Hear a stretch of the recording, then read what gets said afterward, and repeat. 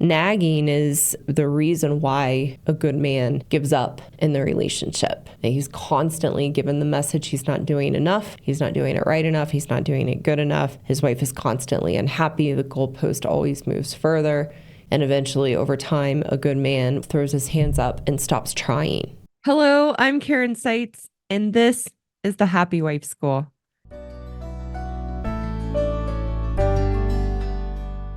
This podcast is for married women to realize that we are responsible for our happiness, that no one and no thing can make us happy, and that our husbands are not the source of our unhappiness. In each episode, I red pill married women to know that we are the problem in our marriages to good men. For the good men, this podcast will wake you up to the realities of your wife's woman ways, to take back the power you've unknowingly given away to her emasculation in a constructive, caring way. Before we dive into today's episode, a couple reminders. My message is meant for common and usual marital issues.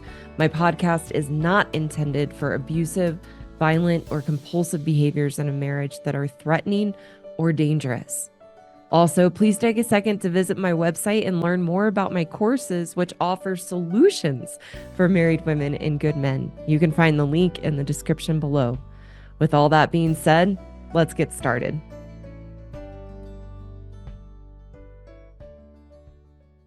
Today, the topic, why your wife is a nag. That's where we're gonna end up. So stick around. That's gonna be the last part of what we talk about today.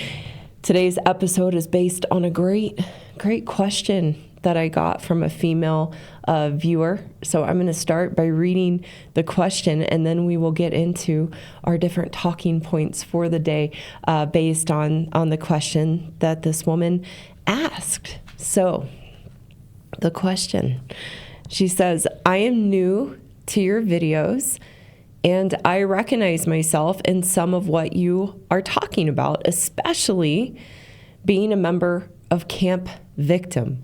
I really struggle bringing up things that are issues for me with my husband. I love my husband, and I want our relationship to be good for both of us. I also recognize that my husband does want to be a good husband and strives to be. But like me, he is not perfect, and there are some things that are a problem. How do I address those things with him without casting myself into victim mode or coming across like I am blaming and nagging him? Every time I try, I feel like I am making things worse, and I fall into the, oh, what's the use, and give up, and then I am back to Camp Victim. I would be very interested in any feedback that you have. So first of all, kudos to this woman. Her name is Megan. Megan, thank you so much for sending this question in. And you should be really proud of yourself to be open to seeing yourself in Camp Victim and recognizing that in your marriage with your husband. That is probably for most women, and myself included, when I got onto this path, one of the most difficult things to see about ourselves is living in Camp Victim and how we cast blame and can nag and live in Camp Victim in our marriages. That's not an easy woman way to see, even though it's a central part of my message that I talk about almost every single week. So you should be really proud of yourself to have the courage to watch my videos and be open to them, and to see yourself in Camp Victim and have that level of self-awareness. This woman is a good contrast to the video that I did last week and the questions that I answered. So that live episode was why your wife won't watch my videos. And it was based on questions I got from a female viewer that were more negative and skeptical in nature. And she was not open to watching my content. So just different ends of the spectrum, that this woman lives in what I call the 25% of women who will be open to my message. So I wanted to answer this question because it's really good and gives the opportunity to talk about some of the foundational concepts that I teach in marriage to help this woman have a new perspective as she's beginning to watch the content. So the first place that I want to go And answering her question is really based on the first sentence where she says, I recognize myself in some of what you are talking about in your videos, especially being a member of Camp Victim. So I want to take just a moment to talk about what is Camp Victim and why is it such a problem for us as women in a marriage to a good man. So living in Camp Victim is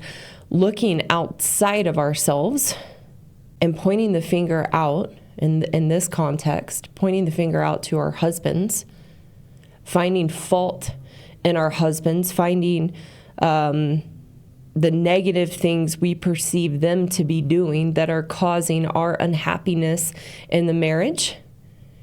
And living in Camp Victim, there can be no accountability.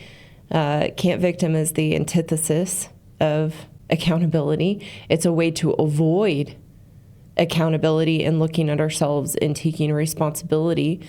So we live in a false, self-created reality focused on our husbands and constantly looking outside of ourselves to why they are the problem in the marriage, why they are the one creating the issues and problems, and blaming them for our unhappiness in the relationship.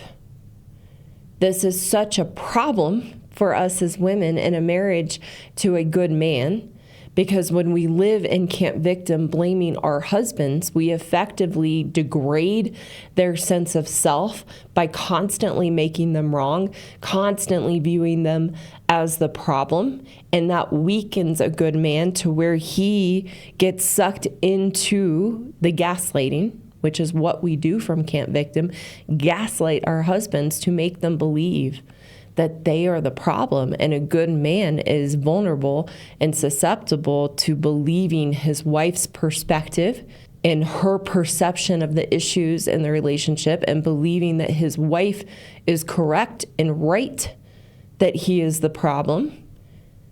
And it causes a good man to become very weak in himself and emasculated.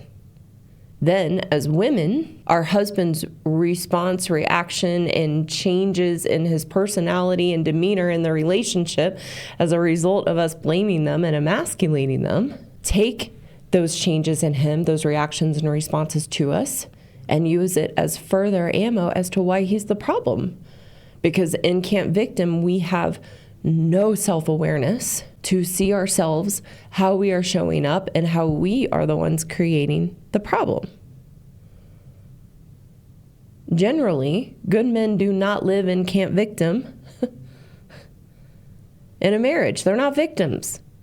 Good men in a marriage want to take responsibility, generally want to make their wives happy. They know they are not perfect.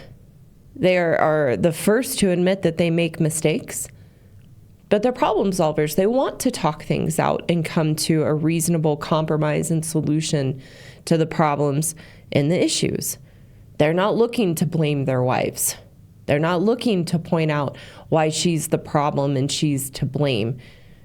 His orientation is, let's solve the problems and have a good working ability to solve the problems in our marriage and have a healthy, happy marriage. That's what a good man wants. It's our orientation as women in a marriage. We want to live in Camp Victim blaming our husbands so that we don't have to look at ourselves. The problems persist and we can continue to absolve ourselves of any kind of accountability or responsibility, which we view as emotionally painful and vulnerable and makes us wrong.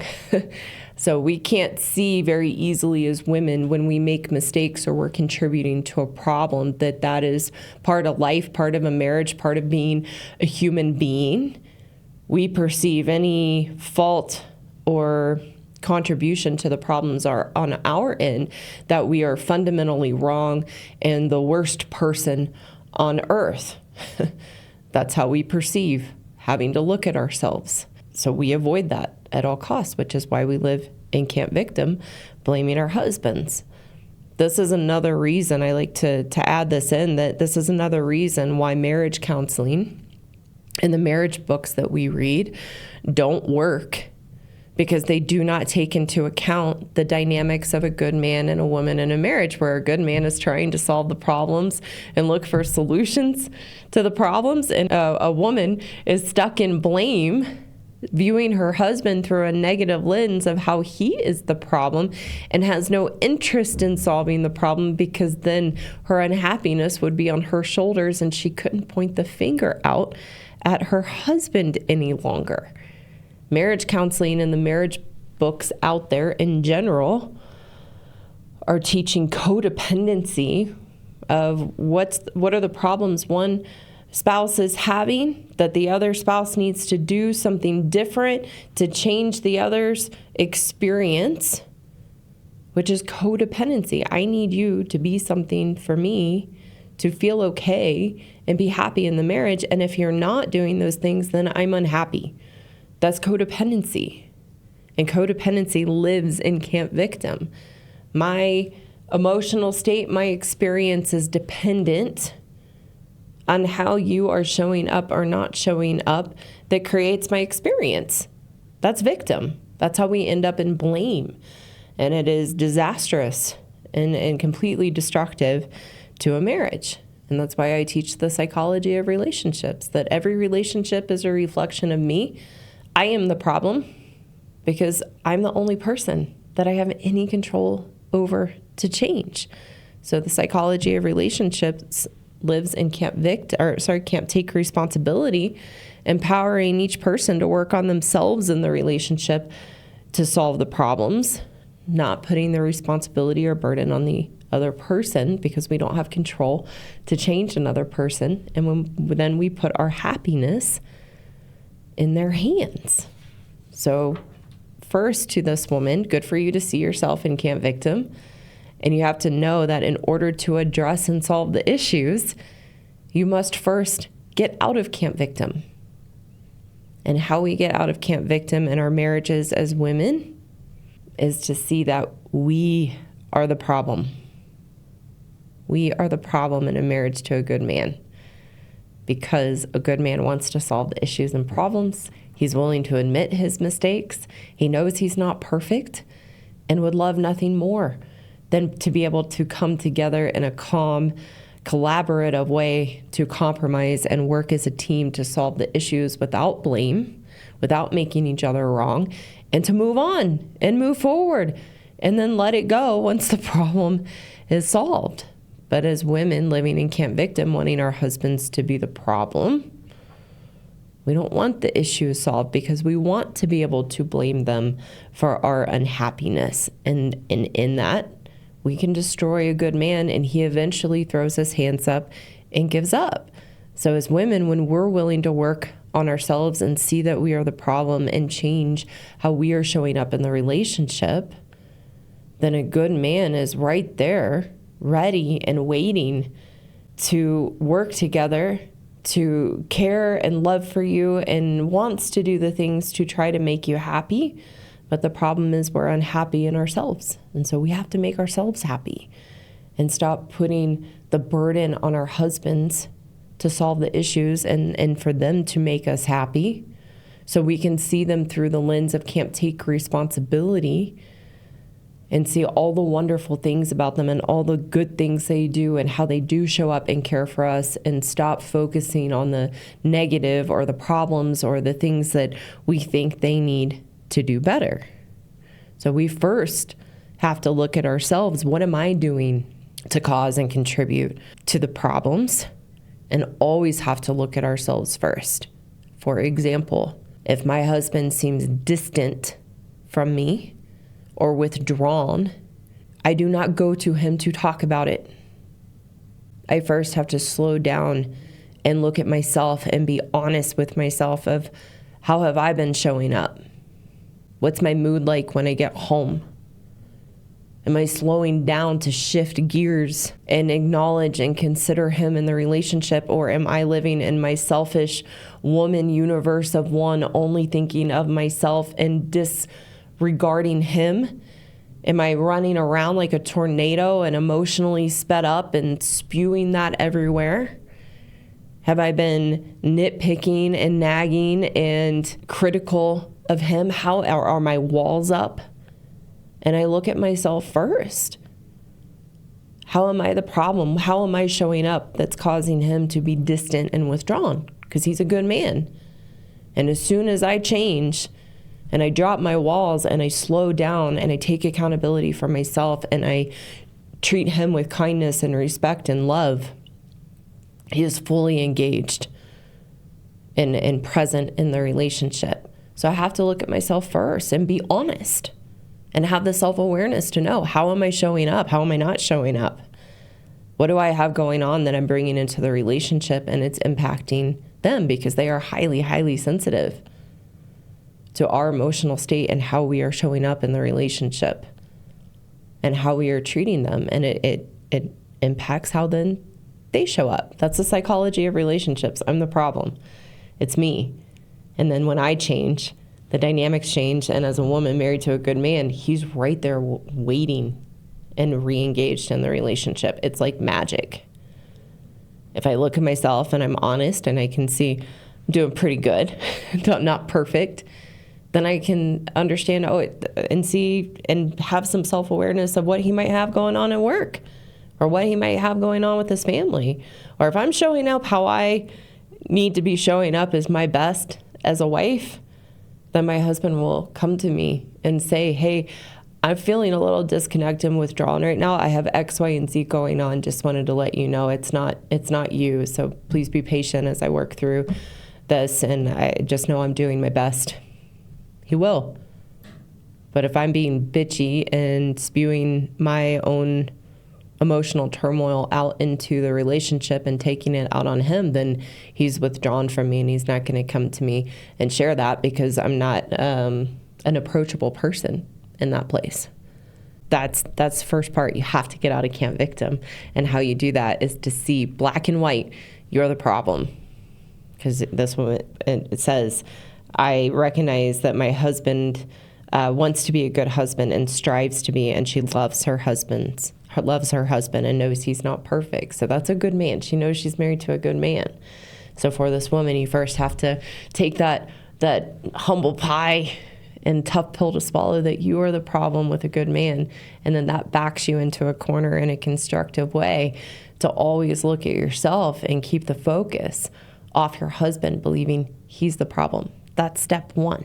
So the next piece I want to go to in her question is where she says, I love my husband and I want our relationship to be good for both of us. I also recognize that my husband does want to be a good husband and strives to be. So in this part, I want to talk to the men for a minute. So this is a very blessed man. The husband of the woman who wrote in this question is very blessed, because one, he has a wife who's willing to watch my videos and can see herself in camp victim and admit her part and role in the issues and see some not fun things to see about herself, blaming and nagging. So if you have a wife, I want this to the good men listening, if you have a wife like this who is open to watching my videos, is trying to work through her issues, is able to be honest and see the things that I talk about and recognize those things in herself, and in this case, brave to write in a question to me, or for some of you, your wives take that step forward to take my courses that I have for women, then you want to be really patient as she faces herself in her woman ways, because we have had this complexity and wiring our whole lives, and it's quite a moment of awakening to see ourselves as the problem in the relationship and be honest with ourselves about the woman ways we have, like living in camp victim and being controlling and nagging and blaming, and seeing what that does to our husbands. It's a pretty big awakening to have, and it takes time to catch ourselves and change those behaviors, because they are so ingrained into the fabric of who we are as women. It is not a snap of the fingers and we can just change like that and we're going to show up with full integrity and character and taking accountability. It just doesn't work that way. So you want to be patient and focus on the miracle, really. Focus on the miracle that your wife sees herself in my message. She's open and she genuinely wants to do her best and change. And the degree of which she is able to do that is up to her. You want to focus on the fact that she's open to the message. That's huge, because only 25% of women, based on my experience, are open to anything I have to say. And I would say that's a pretty generous statistic. That's a pretty generous statistic. So you want to not focus on, or let me put it this way. What's important is she's open-minded and wants to change and can be honest to see herself in the things that I talk about.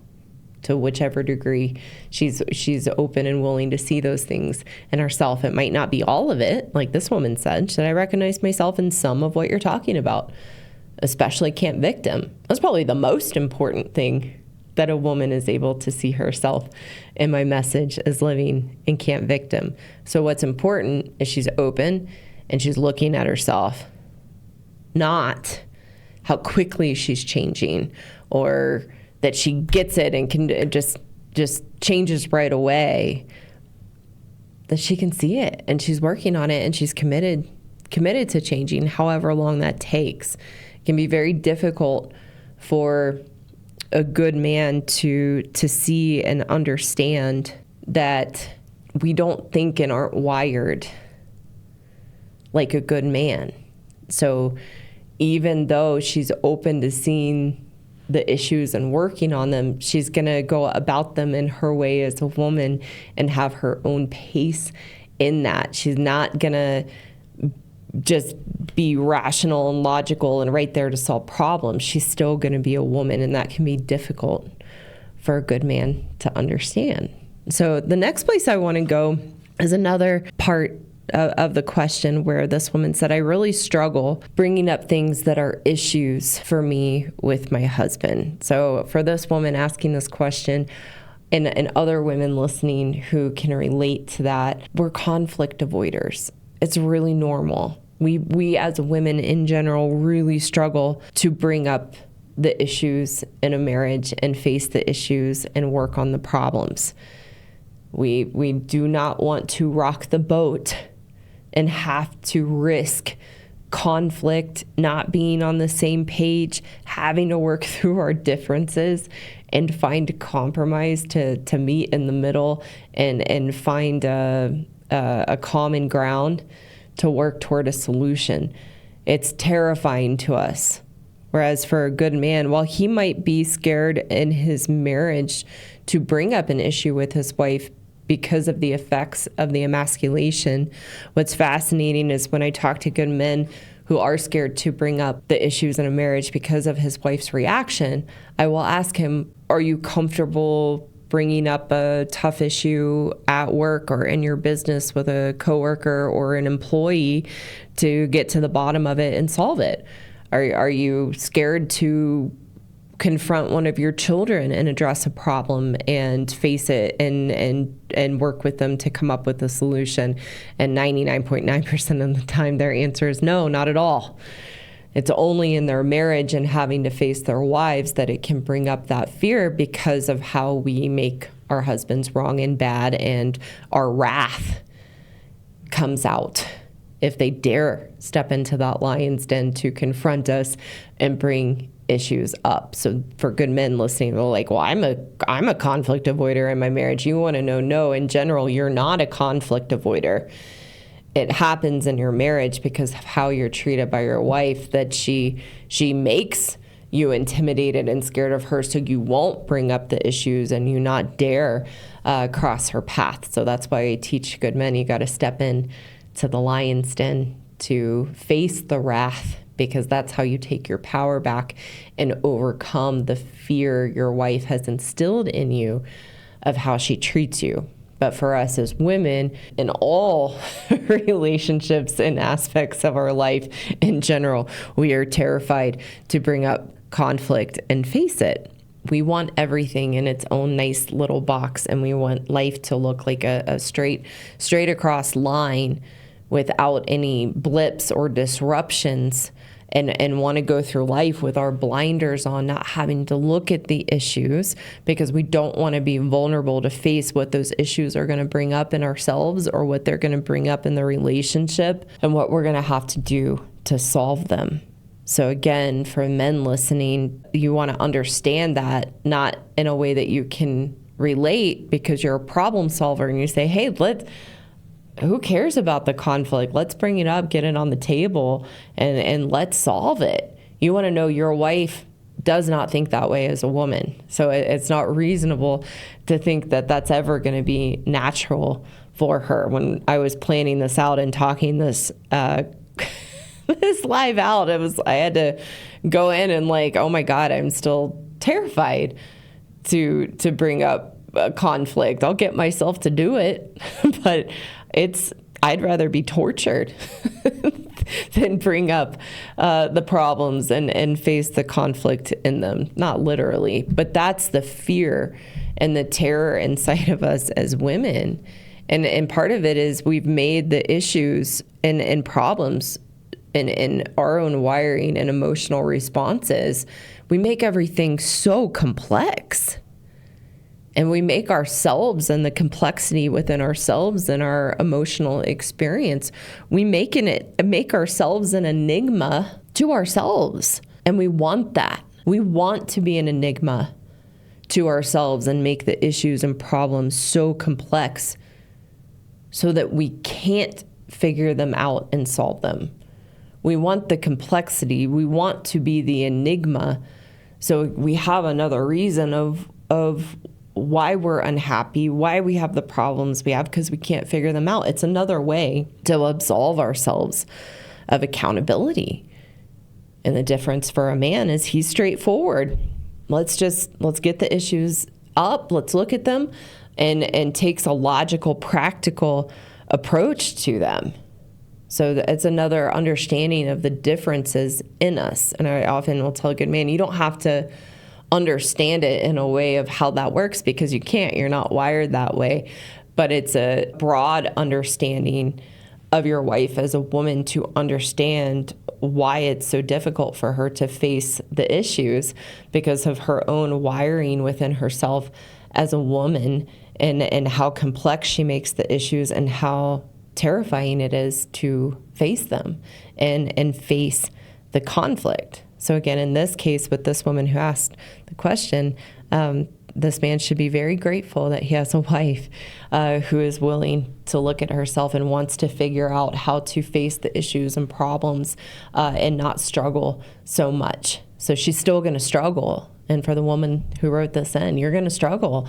This isn't going to be natural to you. It's embracing and accepting, as I've had to do. I don't like conflict. I don't want to face it because of what I have to face in myself and the fear that I conjure up and get lost in facing conflict. I can't deny that in myself. And it's an acceptance and a knowing and an understanding and knowing of myself so that I can strengthen that, but I accept and know it's likely going to be a struggle for most of my life. And that's okay because we all have weaknesses and strengths. Women have strengths that men don't have, and men have strengths that women don't have. That's why we complement each other and can have what I talk about as the dance. So it's an acceptance of yourself that this is a struggle and challenge for you, and then you can work with yourself in overcoming that struggle and challenge within yourself to do the best you can, and you'll get better and better and better. But knowing it's uncomfortable, and when I embrace that, it actually makes it a lot easier. So the next place that I would like to go in her question is where she says, my husband's a good husband and strives to be a good husband, but like me, he's not perfect. And there are some things that are a problem. So yes, I want my audience to know that men can contribute to the issues and problems. They're not perfect.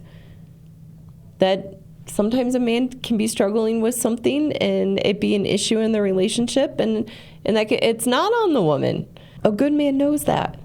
and he's the first to admit it. And good for this woman to know she's not perfect either. That marriage is hard work. Again, most women want the straight line and keep everything neat and in its place in a box. And when the issues and challenges come up and her husband's not perfect and there's something that needs to be addressed, their reaction is, I didn't sign up for this. This isn't what I thought marriage was going to be, because we often live in a fantasy thinking marriage is supposed to be a fairy tale and there's not supposed to be any issues or problems. The reality is that truly the purpose of a marriage is to have the issues and problems that are going to come up in a lifetime in a relationship together, both in the marriage and in our own individual lives and families and the real life things that are going to happen.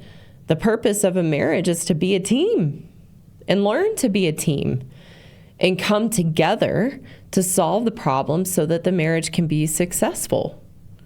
Marriage is not a straight line. Marriage is a series of ups and downs, of adversities and problems and challenges, and it's hard work. When we embrace that and run into it and run into the ups and downs, run into the challenges and adversities, that marriage is very fulfilling. That's what creates the depth and the intimacy and the closeness and the connection, is the ability to work together through those issues and adversities and come together as a team. That is what makes it so fulfilling and an adventure and feeling a closeness and a connection to each other. So it's wonderful that this woman can see she's not perfect, her husband's not perfect, they have issues and problems, and she wants to face them. She's not living in the fantasy of this shouldn't be happening. So and can't take responsibility, or let me put it this way, it's only in can't victim that we want to run and hide from the problems and think they shouldn't be there. And can't take responsibility, we embrace the problems to grow and learn and accept the reality of marriage being a series of ups and downs, and that it is hard work. The next place and the question that I want to go to is, how do I address those things with him, the problems she's seeing in him? How do I address those things with him without casting myself into victim mode or coming across like I am blaming and nagging him? Every time I try, I feel like I am making things worse. And then I fall into what's the use? And just give up. And then I'm back in camp victim. So again, good for you to recognize yourself as a victim and that you can blame and nag. That's wonderful self-awareness. And the problem is, it's really important. The problem is you can't constructively address the issues in a marriage from camp victim. It's impossible, because we're entrenched in blame and we're entrenched in self-denial that we can have anything to do with the problems and issues or any contribution to them, and are stuck in believing he's the problem. So in camp victim, we compulsively blame and view our husbands as the problem and view them as always in the wrong, which is where we live in that altered reality where there's no ability to look at ourselves and our own part and role. And this is why you come across as blaming and nagging. The reason you come across as blaming and nagging is because you are coming from camp victim. And the problems that you are seeing in your husband from camp victim are not real issues in the marriage. They're contrived and made up from the negative lens we create as a victim, where you can only see the negative behaviors to validate your story of blame that we are always weaving when we're being a victim. So when you say every time I try to bring the issues up, it makes it worse and I throw my hands up and I give up, that's the victim perspective. and it ends up in an argument because you're blaming him, you're making him wrong, then he reacts and feels attacked, because that's what we're creating when we're coming from that place of victim. And it ends up in a fight, because when we address issues as a woman in the marriage, when we're trying to address issues with our husband, we're not coming from a place of trying to solve the problems. That you want to be on, for this woman who wrote the question in and the other women listening, you want to be honest with yourself about this. When you try to bring up the issues, it's not from a place of trying to solve them or be constructive. The reason it goes badly and it makes things worse and you end up throwing your hands up is because you're coming from an angle of trying to be right and making your husband wrong. You're coming at the problems from camp victim, where you want to be right and you're arguing your side to be right and making your husband wrong. There's no movement toward trying to solve it. There's no understanding or acceptance of your husband in camp victim. You're just seeing what he's doing is wrong. It's a huge problem and it's making you unhappy. So it's coming from a place of blame. And he's going to react poorly to that because he feels the blame. He feels the insinuation from you that he's in the wrong and that you want to be right. And so he's not willing to work with you. And that's why it ends up in a fight and an argument. And we actually want it to end up in a fight and an argument, not have it solved, because then it validates our victim story. All fighting and all arguments come from camp victim, because it's somebody wanting to be right and making the other person wrong, which is a victim stance. And a good man might try to stand up for himself and fight back. And then that's coming from a place because he feels wrong, attacked, and blamed. When you live in camp take responsibility as a woman in your marriage, and you're married to a good man who naturally lives in camp take responsibility, doesn't mean he's perfect, doesn't mean he doesn't ever go into victim. But in general, in the marriage, he wants to take responsibility. What can I do to be a better husband? What can I do to solve the problem? Willing to look at myself. He's living in camp take responsibility in the marriage. If a woman's living in camp take responsibility also, then there are no arguments, because both people are coming together to solve the issues for the common good of the marriage. There's no attacking. There's no making somebody wrong. Hey, this is a problem. Doesn't mean it's not uncomfortable, but you're both working together. There's no pointing the finger out and making someone wrong. Before I lived in camp take responsibility, my husband and I fought often because I was coming from a place of blaming him and making him wrong, and then he would react. I didn't want to solve the problems. I wanted the problems, so I had something to point the finger out to my unhappiness, and it would end up in a fight. But since I've lived in camp take responsibility, again, not perfect, but in general, living in camp take responsibility in my marriage for, let's say, 7 or 8 years, we haven't fought. I honestly can't remember the last time that my husband and I had an argument. Maybe a little tension here and there in a conversation addressing an issue, but no fighting. And if I feel like I'm about to get to that point, I'll excuse myself for a moment and say, hey, I feel I'm getting elevated. I don't want that to happen. Give me just a moment. And then we come back to it, because I want to take responsibility. I don't want to make him wrong. I don't want to blame him. He's a good man living in camp take responsibility in our marriage. There's no fighting that comes from camp victim. So if you're a woman and you're married to a good man and you're arguing in your marriage, it's a clear sign that you are living in camp victim. And so when you say that you want to give up and then you're back in camp victim, you want to know you're not back in camp victim. You were already there. You want to accept and know, oh, if it ends, if I try to bring up an issue and it makes things worse and I'm in the, oh, what's the use and give up mode, that's victim. You were already there. You don't go back to camp victim. That means if that's your experience after trying to bring up an issue, that's your litmus test and benchmark. to know you approached the conversation and bringing up the issue as a victim, blaming your husband. This is what you're doing to me and how it's affecting me, and I feel wronged and you are wrong. That's the perspective you're coming from, that the conversation ends badly, and then you go into giving up and, oh, what's the use?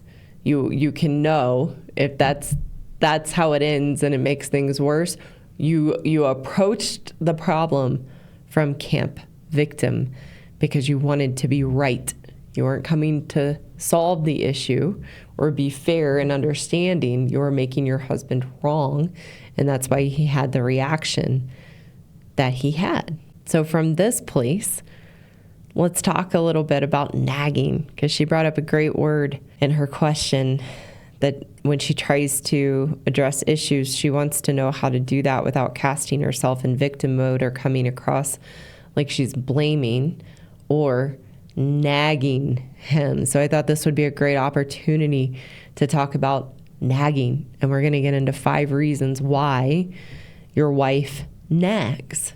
So nagging, the big theme of today's conversation and discussion and most week's discussion, nagging comes from camp victim.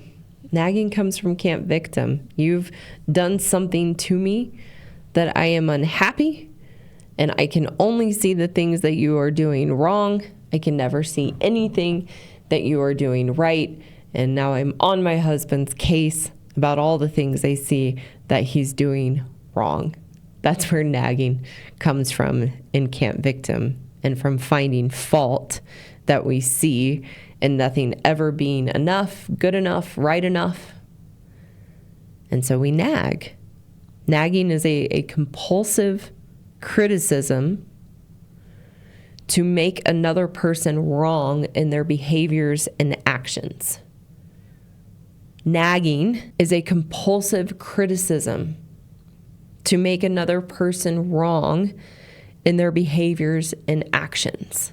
Nagging in a marriage is often the petty issues, the trash, household chores, house projects, behaviors we don't like in our husbands, such as their eating or dietary habits, or not going to the gym, or not staying in touch with their family, or not having friends, or having hobbies we don't approve of, like playing video games or watching sports. So their nagging comes from the petty issues in a marriage. And it's important to know that nagging can be verbal, but a lot of times nagging is non-verbal.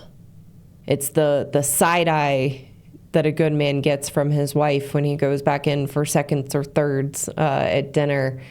It's the sighing when she opens the trash and it's full and it hasn't been taken out, or the opening the dishwasher to see the dishes are still in there and then unloading it noisily. Nagging can be very nonverbal. It doesn't have to be outright, overt, verbal nagging, because I hear from a lot of good men, I'm pretty lucky my wife doesn't nag, and I kind of on the inside, I'm like, oh, yes, she does. Yes, she does, because we do it in many, many different ways. It's all the different ways that we criticize you for not being enough, good enough, or doing things right enough, or on our time in the way that we want them. And nagging is a form of emasculation, that it happens subtly, and then sometimes not so subtly. Some women can be quite overt in their nagging, but it happens over time. It's the death by 1,000 cuts. So the women listening want to be honest about the different ways that you nag. Like say, hi, my name is Karen. I'm a nagger. And mine can be very nonverbal. And it's when something's not done and taking over and doing it, which is almost worse. And I have to be honest about that in myself, because then I can catch myself and zip it and zip my face to watch the glances and eyes and judgments I have, so that I can do my best and be a good wife for my husband, and also to feel good about myself. in who I am and how I'm showing up. So it's being honest with yourself about it, because if you say it's not me, you'll never see it. And for the men listening, if you say that's not my wife, you won't see it and you won't recognize the different ways you're giving your power away to her that is emasculating and weakens you. You know, nagging is, before I get into the list of 5, nagging is the reason why a good man gives up and stops trying in the relationship. And he's constantly given the message he's not doing enough, he's not doing it right enough, he's not doing it good enough. His wife is constantly unhappy. The goalpost always moves further. He feels the judgment. He feels he's not doing something, and she's upset, and he can't figure out what it is. And eventually, over time, a good man with the nagging, whether it be verbal or nonverbal, gives up, throws his hands up, and stops trying. It's really where a good man begins to rebel in a marriage, is because of the nagging. Getting into 5 reasons why your wife nags. Number 1, we are control freaks, and we want things done the way we want, in our time, when we want them done. First reason, understanding why a wife nags, is because we are control freaks, and we need everything in its place, and the only way is our way, the way we want it. And if you don't do it our way, it's wrong. And we will let you know that it's wrong.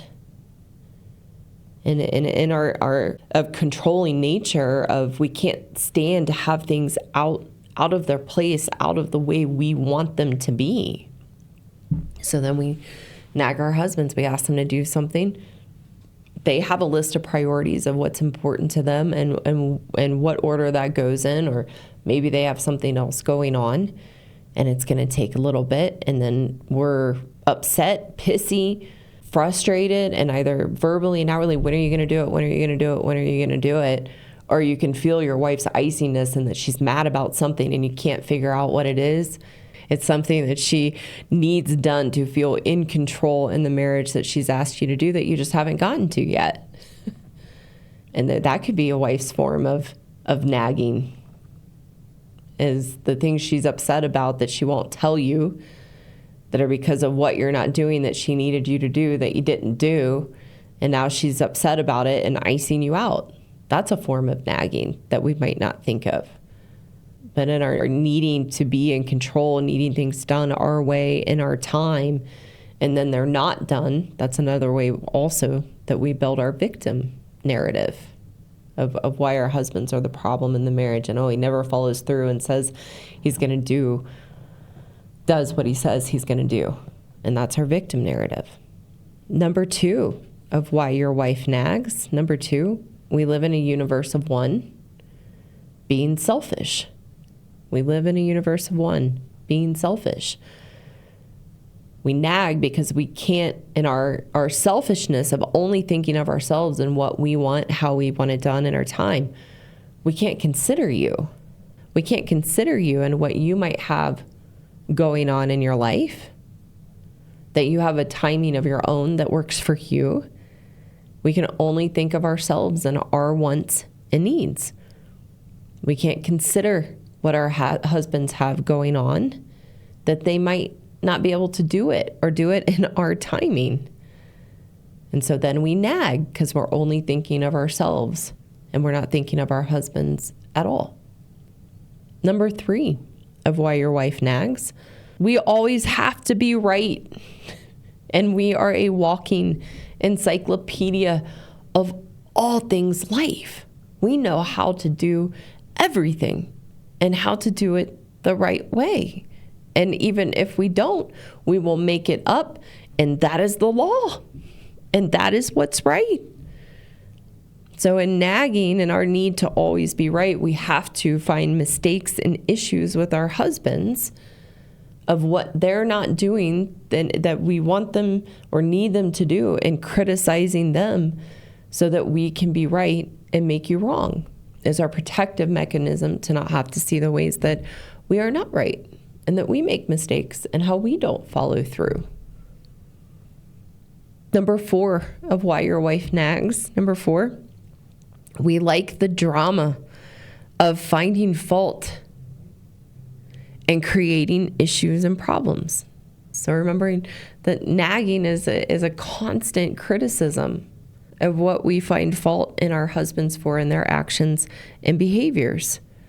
So nagging comes from a place of looking and finding fault and creating issues because we're drama queens and we want to stir the pot. We really are quite bitchy to be constantly stirring the pot and creating drama and finding fault, because we have to find things that explain our miserableness in the marriage. So we stir the pot by nagging, and it's a way to create that drama in the marriage and essentially make up issues and problems. And number 5 of why your wife nags, it's just another way to keep our focus on our husbands to avoid accountability for ourselves.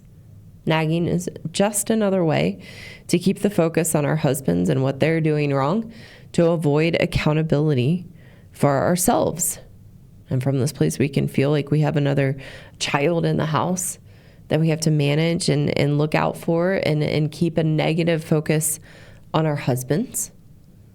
And what's fascinating, we could also look from the angle that of what we project onto our husbands of they're not doing what I asked, they're not following through, they're not doing what I needed them to do, to recognize we don't keep our own word and follow through. We won't even take into consideration the things that our husbands ask us to do. Won't even listen. We become defensive and take it as criticism and you're making me wrong, and won't even let in a change or something our husband might ask us to do. And so then we project on our husbands that they're not following through or keeping their word. And again, it's another false reality and a way to avoid accountability for ourselves, that there could be anything we might need to work on. And those are the 5 reasons why your wife nags. So getting a little bit into the solution, I'll talk first to women. You want to understand, this is so important, ladies. Nagging is what makes a good man give up in a marriage or relationship. Nagging is what makes a good man give up and stop trying in a marriage or relationship. So when you're complaining that your husband never asks or never does what you ask him to do, when you're complaining that your husband never does what you ask him to do, and that you have to stay on his case, you want to recognize you've created the man that you need to nag. You have created the man that you need to nag. That over time, constantly criticizing him, constantly finding fault, constantly finding the reasons that he's the problem. He can only be made to be wrong for so long before he throws his hands up, throws in the towel, and gives up. A good man never needs to be nagged. He is conscientious. He wants to make his wife happy. And if we're showing up, doing our part, being a kind wife, having empathy and understanding, and that our husband has his own way of doing things that makes sense to him, he has his own timing of things, and you're treating him with respect and being kind to him and not nagging him and not constantly making him wrong or the problem, there is no reason ever to nag a good man. So you want to recognize your nagging is coming from a place of being a victim in your marriage, focusing on your husband and why he's the problem and making him wrong.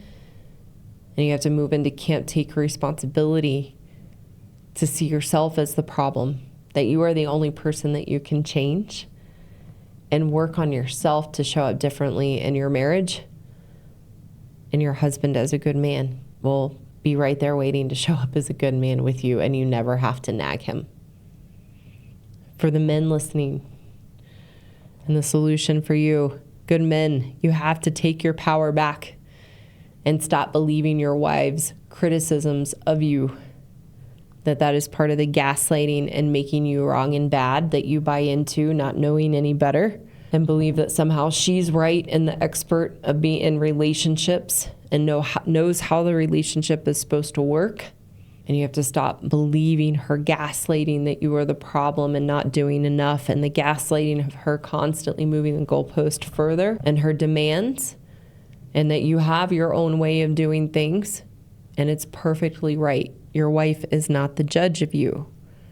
So you are most likely getting nagged about the things that you think will make your wife happy that never makes her happy because she's unhappy in herself. You didn't make her unhappy. She's the one that's unhappy. And you fall into the trap of the things she wants you to do that you think will move the dial and make her happier in a better mood in the relationship. So one of the ways you can take your power back that you've unknowingly given away in the face of your wife nagging is stop trying to do the things to make your wife happy. Stop trying to do the things to make your wife happy. That's then where you will create the monster that nags you. It doesn't mean you stop doing things, but you shift your perspective to know I can't make my wife happy, so I'm going to do these things for myself to make me feel good and to know that I am a good man and I'm reasonable and I'm a good husband, and you have to do those things for you, knowing nothing's ever going to make your wife happy. Nagging is just part of the gaslighting to make you feel wrong and bad. When you can see the reality of that, then you can stop letting the nagging in and let it bounce off and not get sucked into it. And if you're brave enough, you can say, hey, in a kind, respectful way, not an aggressive, victim-y way, but in a respectful way. Hey, if you're going to nag me, why don't you do it so it's done the way you want? I'm not going to do it. And be prepared to face the wrath. It's your willingness to step in, face the wrath, that you take your power back. Knowing her, if she reacts in wrath by you saying, hey, if you're going to nag me, you go ahead and do it so it's done the right way and the way you want, and she explodes, there's your litmus test to know you're not the problem, she is. Because her reaction is telling you it's her.